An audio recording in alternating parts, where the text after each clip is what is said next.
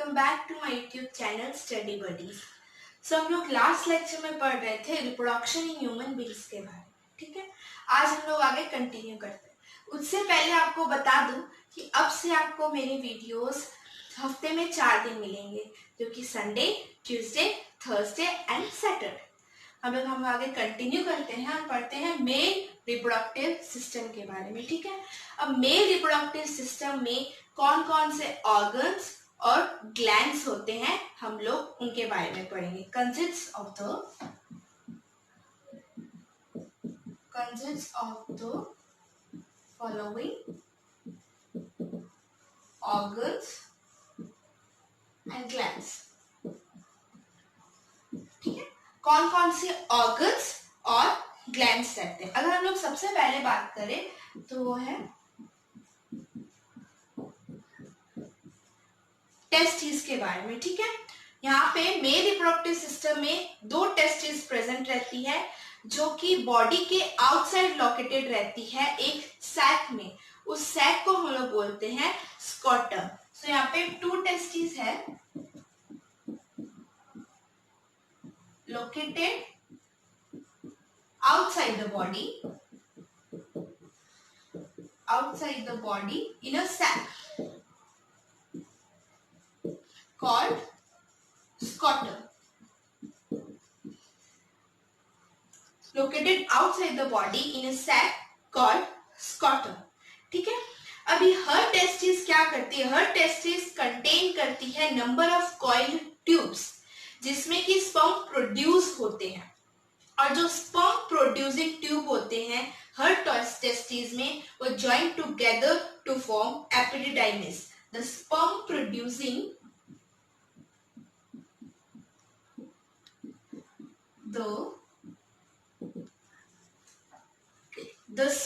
producing tubes in each testis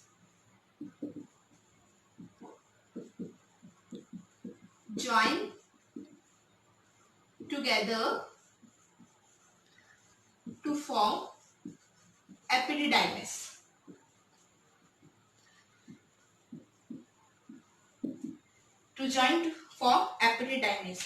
testis बहुत ही large numbers में sperm को प्रोड्यूस करती है एक टाइम पे। ठीक है, हम लोगों ने टेस्टिस के बारे में पढ़ा, इसमें 2 नए वर्ड्स, तो स्कॉटम और एक एपिडिडाइमिस।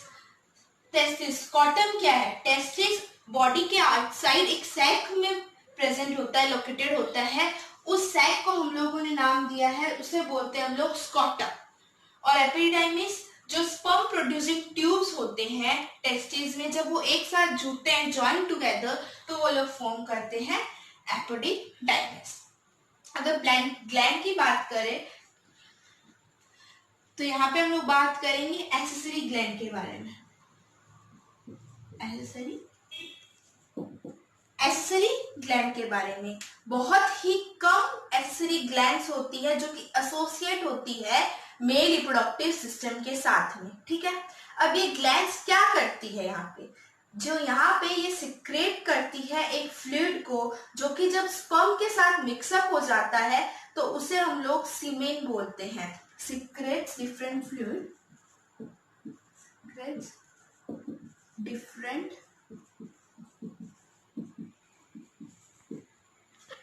टाइप ऑफ फ्लूइड्स को सिक्रेट करती है, which together with the sperm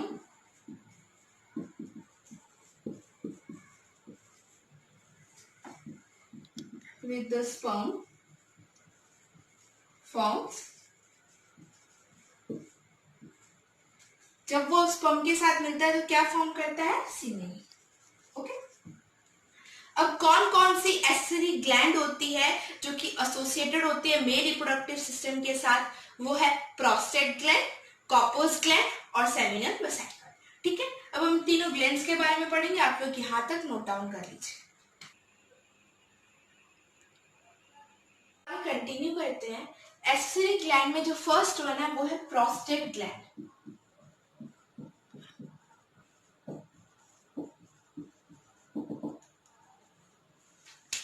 prostate gland ये कहाँ प्रेजेंट होते हैं? ये यूरेथ्रा के सर्कल में, सर्कलिंग द यूरेथ्रा एक सिंगल प्रोस्टेट ग्लैंड प्रेजेंट होती है। ठीक है, circling the urethra. the urethra, circling the urethra in a single prostate gland.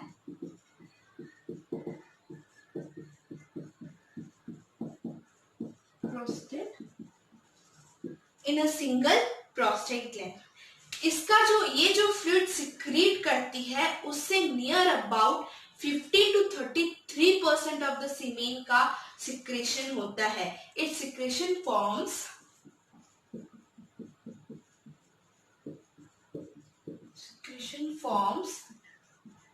15 to 33% of the semen. 15 to 33% of the semen. Second हम लोग बात करेंगे कॉपर्स ग्लैंड के बारे में.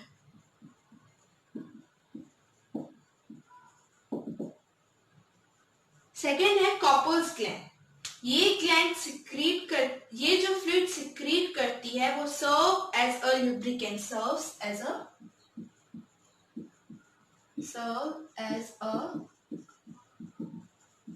लुब्रिकेंट, ये लुब्रिकेंट की तरह सर्व करता है.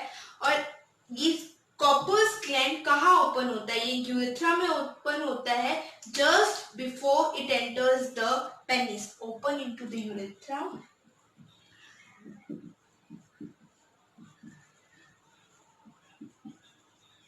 just before it enters the penis.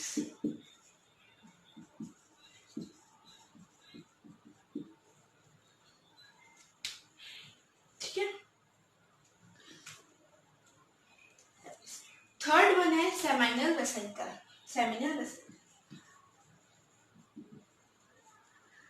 Third one अगर हम लोग बात करेंगे तो सेमिनल वेसिकल्स. सेमिनल वेसिकल की बात करें तो ये कहाँ रहता है? ये यूरिनरी ब्लैडर में एक pair of pouch like structure होता है यूरिनरी ब्लैडर में. ये वहां पे प्रेजेंट करता है उसके बेस पे. ये एक अल्कलाइन फ्लूइड सिक्रेट करता है और इसके सिक्रेशन से it forms 60% of semen. 60% of semen.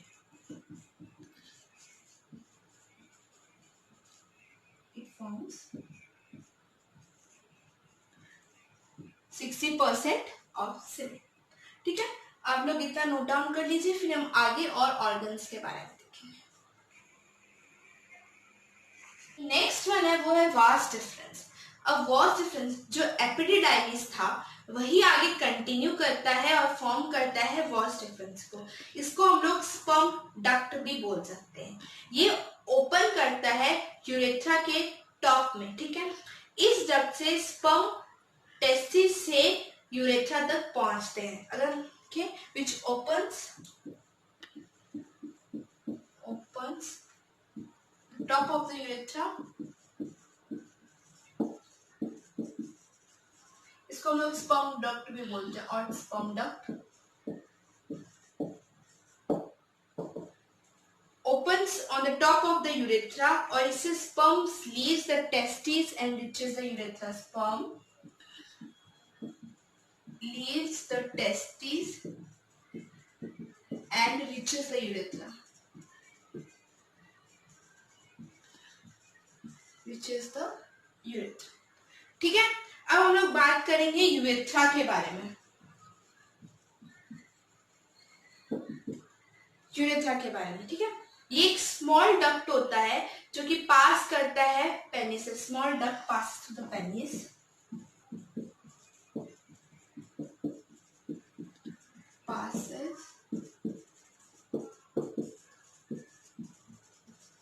Small duct passes through the penis. Semen from the testis passes through it और सीमेन भी इससे पास होता है. ठीक है. नेक्स्ट है